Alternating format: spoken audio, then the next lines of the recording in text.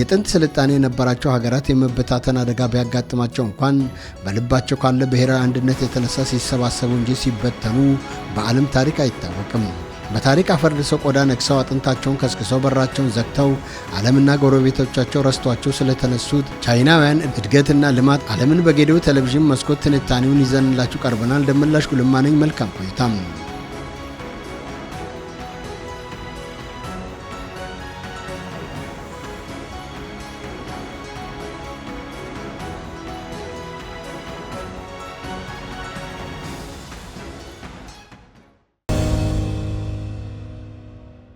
የቻይና የእድገት ታሪክ በዓለም ላይ በፍጥነት ከድህነት የወጣች ሀገር ተሞክሮ ተደርጎ ይወሰዳል። በጥንት ዘመን የዓለም የቴክኖሎጂና የባህል ማዕከል የነበረችው ይቺ ሀገር ባለፉት 4 አስርት ዓመታት ውስጥ በዴንግ ጂኦፒንግ የተጀመረውን የኢኮኖሚ ማሻሻያ ተከትሎ ወደ ግዙፍ ኢኮኖሚና ፖለቲካዊ ሀያልነት ተመልሳለች። ቻይና የመካከለኛው መንግስት በመባል የምትታወቀው በጥንት ታሪክ በትልቅ የኢኮኖሚ አቅሟና ባልተለመዱ ባህላዊ እውነታዎች ትታወቃለች። ቻይና ለብዙ ሺህ ዓመታት የላቀ ስልጣኔ ነበራት ቢሆንም ከ19ኛው ክፍለ ዘመን አጋማሽ ጀምሮ የቁልቁለ ጉዞን ጀምራ ባዳና ባንዳ ባልተለየበት ሁኔታ የናጥ ጡት ነካሾች ባደረሱባት ንክሻ የውርደትና የሞት ጉዞዎቿ ተፋጠኑ። እያዩአትም ወደ ድህነት አሽቆለቆለች። በውስጥ ሆነው ሌሎቹ ሲቦጠቡጣት ባንዳዎች የውጭ ጥገኛ ተዋሲያን በአደገኛ ጦርነቱ በምዕራባውያን ኃይሎች በመሸነፍና አዋጭ ያልሆነው ውሎችን በመፈረሟ የውጭ ኃይሎች በኢኮኖሚና በፖለቲካ መልኩ እንዲቆጣጠሯት ምክንያት አገኘም። የራሷ ህዝቦች በቀደዱ ቀዳዳ በመግባት እንዳልነበረች አደረጓት። በሀገር ውስጥ በተከፈተው በር ዘው ብሎ የገቡት ኃያላን ቀና እንዳትል ወገቧን አደቀቋት። የቺንግ ስርወ መንግስት ለዘመናዊ የኢንዱስትሪ ለውጦች ምላሽ መስጠት ባለመቻሉ ሀገሪቱ ምዕራቡ ዓለም ወደ ኋላ ቀረች። የድህነት ጣሪያውን ርቆባት የድሃ ተባለች። ድህነት የሚናፈቅባት ሀገር ሆነች ቻይና። የጨለመው ለታገሰው ሰው መንጋቱ የተፈጥሮ ህግ ነውና በ1949 ዓመተ ምህረት ለቻይናውያን አዲስ ፀሐይና አዲስ መንግስታዊ አስተዳደር በጋራ መጡላቸው። የማኦ ዘዱንግ ዘመን የኮሙኒስት ስርዓት በመመስረት ብሔራዊ አንድነት ተፈጠረ። መንግስታዊ ለውጡ ቢመጣም የኢኮኖሚ ውድቀቶችና ታጥቦ የማይለቀው ድህነት ግን አልተላቀቃቸውም።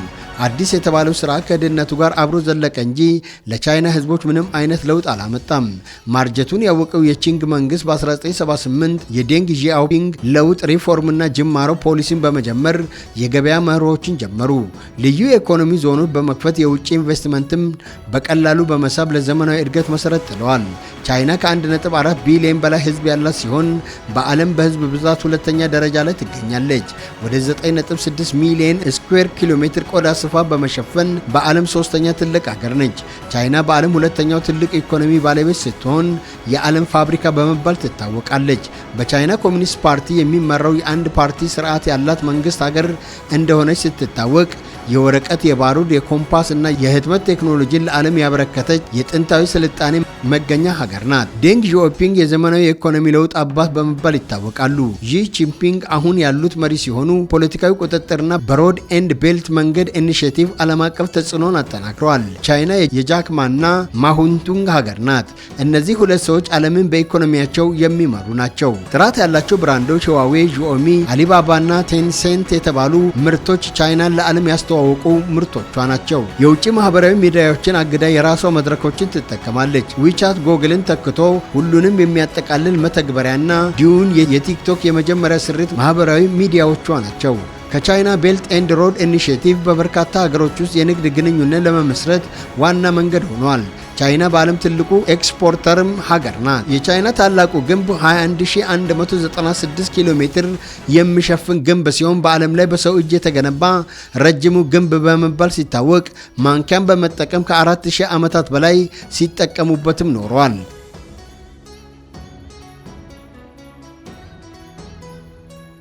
የቻይና ዲፕሎማሲ የፓንዳ ዲፕሎማሲ በመባል ይታወቃል። ፓንዳዎችን ለውጭ ሀገር ስትሰጥ ወይም ስታበድር ይህ የሁለት ሀገራትን ግንኙነት ለማሻሻል የሚያገለግል የፖለቲካ ምልክቷ ነው። ቻይና በአሁኑ ጊዜ በዓለም አቀፍ መድረክ ላይ ኃይለኛ ተጽዕኖ ቢኖራትም ከበርካታ ሀገራት ጋር የቅርብ ፉክክር ውስጥ ትገኛለች። ከአሜሪካ፣ ህንድና ከአውሮፓ ህብረት ጋር በቴክኖሎጂ፣ በዓለም አቀፍ የንግድ ጦርነቶች፣ በጂኦፖለቲካዊ ተጽዕኖ፣ በህዝብ ብዛት መሪነት፣ በፈጣን የኢኮኖሚ እድገት፣ በላቀ የማምረቻ ቴክኖሎጂና በዓለም አቀፍ የንግድ ደንቦች ላይ ቀጥተኛ ተፎካካሪ ናት። የቺን መንግስት ቻይናን ለመጀመሪያ ጊዜ እንደ ሀገር ያደረጋት መንግስት ነው። ታላቁ የቻይና ግድግዳ በዚህ ዘመን ነበር መገንባት የጀመረው። 206 እስከ 220 ዓመተ ምህረት የቻይና ከፍተኛ የልማት ዘመን ነበር። በዚህ ዘመን ነበር ሲልክ ሮድን ለዓለም ያበረከተችው። ቻይናን ከእስያ ከአፍሪካና ከአውሮፓ ጋር በንግድ አገናኝቷል። በታንግና ሶንግ ዘመናትም ስነ ጥበብ፣ ሳይንስና ቴክኖሎጂ በጣም ተሻሽሏል። ለቻይና 19ኛው ክፍለ ዘመን ከባድ ጊዜ ነበር። የኦፒየም ጦርነቶች እንግሊዞች ከህንድ ቀኝ ግዛቶቻቸው በቻይና ወደቦች ከቻይና መንግስት ፍላጎት ውጪ በድብቅ ኦፒየም ያስገቡ ነበርና የአውሮፓውያን ቀኝ ግዛት ጫና ቻይናን እንዳዳከሟት ያገኘነው መረጃ ያትታል። ከ1850 እስከ 1864 የቲምፒንግ አመፅ ተካሂዷል። ይህም በአገሪቱ የተካሄደ ታላቅ የማህበረሰብ አመፅ በመባልም በታሪክ ተመዝግቧል። በዚህ በሚሊዮን የሚቆጠር ህዝብ ህይወቱን አጥቷል። ከ1894 እስከ 1895 የቻይና ጃፓን ጦርነት ለአንድ ዓመት ተካሄደ። በ1921 የቻይና ኮሚኒስት ፓርቲ ማኦ ዘዱንግ ተመስርቶ ሀገሪቱን አንድ አድርጎ መምራት ቢጀምርም የወቅቱ ሀያል የነበረችው ጃፓን ከ1937 እስከ 1945 ቻይናን በመውረር አስጨንቃታለች። ወቅቱም ሁለተኛ የዓለም ጦርነት የተካሄደበት ጊዜ ነበር። ቻይና እንደ አውሮፓውያን ዘመን አቆጣጠር ከ1949 በፊት ዓለም ላይ ከሚገኙ በጣም ደሃ ሀገራት መካከል ትመደብ ነበር። እስከ 90% የሚሆነው ህዝቧ አርሶ አደር ይሁን እንጂ መሬት በጥቂት ባለሀብቶች እጅ ነበር። ረሃብ፣ በሽታና ጦርነት በተደጋጋሚ ደርሶባታል። አብዛኛው የቻይና ህዝብ የዕለት ጉርሱን ብቻ ነበር ማግኘት የሚችለው። ጦርነትና ውስጣዊ አመፅ በእጅጉ የጎዳት ቻይና በ1949 መጨረሻ አካባቢ የነበረው የአንድ ቻይናዊ ግለሰብ አማካይ የሀብት መጠን ከአብዛኛዎቹ የአሁኑ የአፍሪካ ሀገራት በታች ነበር። የዜጎች የዕድሜ ጣሪያም 36 ዓመት ብቻ ሲሆን ማንበብና መጻፍ የሚችሉ ህዝቦቿም ከ20 በመቶ አይበልጡም ነበር። ቻይና እንደ አውሮፓውያን ዘመን አቆጣጠር ከ1949 እስከ 1978 ሶሻሊዝም እና የእኩልነት ፖሊሲ ነበራት። ይሁንና ዜጎች እኩል ቢሆኑም ድሆች ነበሩ። ይህ በእንዲህ እንዳለ በ1978 የዴንግ ዚያኦፒንግ አብዮት ከተካሄደ በኋላ የሀገሪቱ ታሪክ ተለወጠ። በዚህም ጊዜ እኩልነት ብቻ አይበቃም፣ ሰዎች በመጀመሪያ ባለጠግነትን ማግኘት አለባቸው የሚል ፖሊሲ ይዞ ብቅ አለ። በ1978 ዴንግ ዚኦፒንግ ማሻሻያና መክፈቻ የተሰኘ አዳዲስ ስትራቴጂ ነገሮችን ሁሉ ቀይሯል። አዲስ ስትራቴጂ ግብርናን በቤተሰብ ኃላፊነት ስርዓት በመተካትና በማዘመን በሚሊዮኖች የሚቆጠሩ ሰዎችን በአጭር ጊዜ ከረሃብ አዙሪት አውጥቷል። መሰረተ ልማትን በቁርጠኝነት ማስፋፋቷና ለሰው ኃይል ቅድሚያ መስጠቷ ለስኬት አብቅቷታል።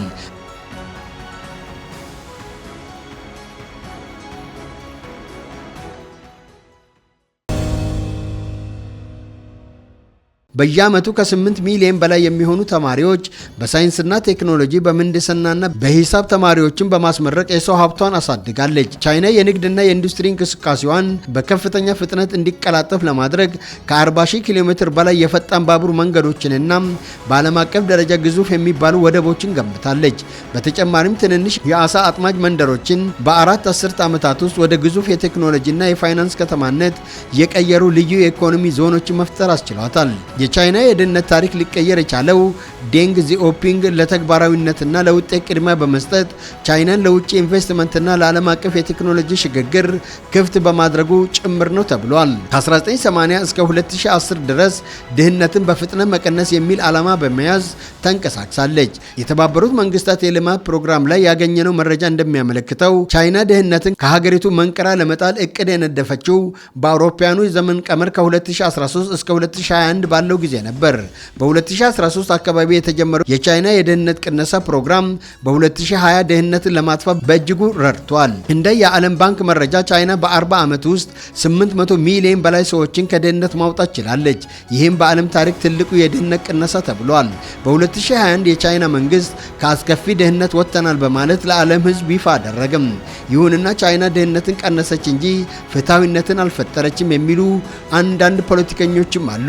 ቻይና ድህነትን ያሸነፈችው በጠንካራ መንግስት፣ ገበያ መር ኢኮኖሚና ሶሻሊዝም በመቀላቀሏ፣ ስራ ፈጠራ ላይ ትኩረት በመስጠቷና የኢንዱስትሪ በማስፋፋቷ ነው ተብሏል። ቻይና ዓለም አይታ በማታውቀው ፍጥነት ይዛት እየሄደች ነው በማለት ዓለም አቀፍ ሚዲያዎች እየዘገቡ ነው። ቻይና በሁለት ዓመታት ውስጥ ብቻ አሜሪካ በጠቅላላው በ20ኛው ክፍለ ዘመን ከተጠቀመችው የበለጠ ሲሚንቶ ተጠቅማለች። ይህ መረጃ የቻይናን ታይቶ የማይታወቅ የከተማ መስፋፋት መጠን ያሳያል። ይህ ግዙፍ የሲሚንቶ ፍጆታ የከተሞችን የአውራ ጎዳናዎችን፣ የባቡር መስመሮችን፣ ድልድዮችን፣ ግድቦችን እና ከገጠር ወደ ከተማ ለሚፈልሱ በመቶ ሚሊዮኖች ለሚቆጠሩ ሰዎች የመኖሪያ ቤቶች ግንባታን አቀጣጥሏል። በታሪክ ውስጥ የትኛውም ሀገር በዚህ ፍጥነትና መጠን ከተማነትን አላስፋፋም።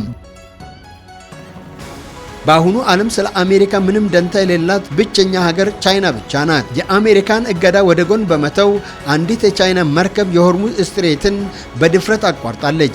በአሜሪካ ማዕቀብ ተጥሎባት የነበረችው ቻይና የነዳጅ ጫን መርከብ በአሜሪካ የባህር ኃይል የተጣለውን ከበባ በመጣስ ይህንን የባህር መስመር አልፋለች።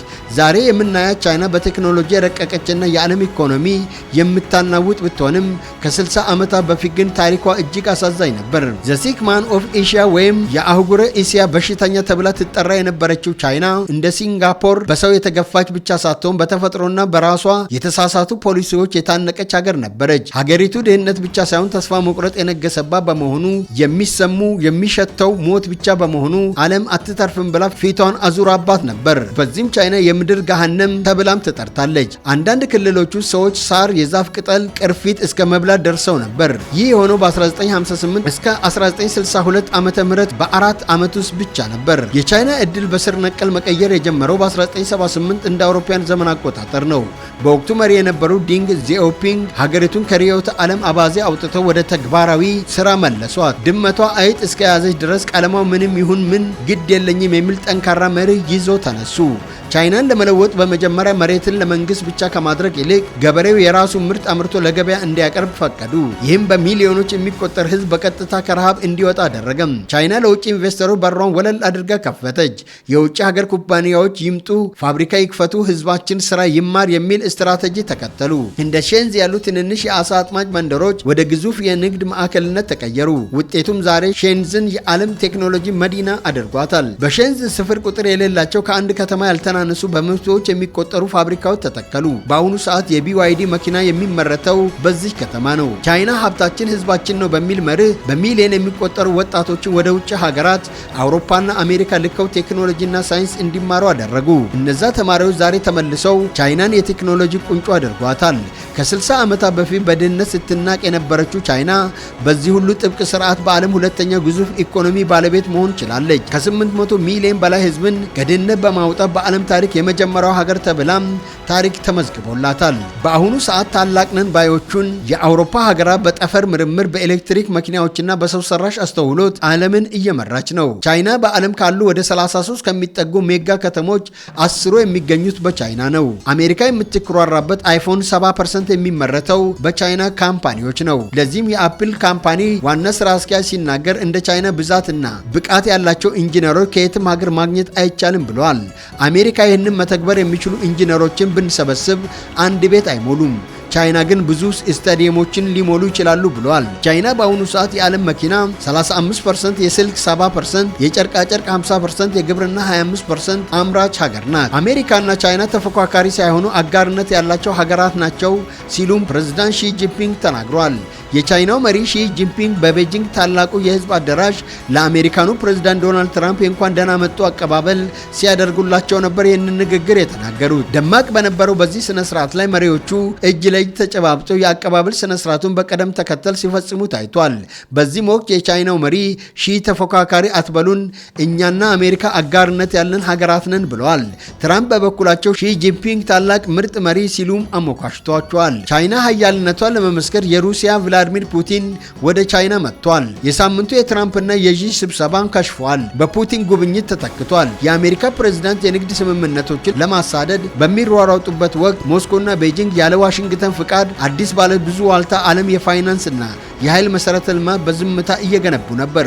ፑቲን እና ዢ ዶላርን የሚያስቀር አዲስ የክፍያ ስርዓት የቧንቧ ዝርጋታ እያጠናቀቁ ነው። ይህም የሀገር ውስጥ ገንዘቦችን፣ የኃይል ዋስትናንና የፋይናንስ መሰረተ ልማትን ያጠቃልላል። የሳይቤሪያ ኃይል 2 የጋዝ መስመር ቻይናን በምን አይነት ማዕቀብ እንዳትበገር ያደርጋታል። የፋርስ ባህረ ሰላጤ ለውጥ ደግሞ ቻይና አሜሪካንን በመተካት አስተማማኝ የደህንነት አስከባሪ እንድትሆን እያደረጋት ነው። ታላቁ ትሪያንግል እያጋደለ ነው። በአሜሪካ መራሽነት የሚመራው የዲፕሎማሲ ዘመን እያበቃ ያለ ይመስላል።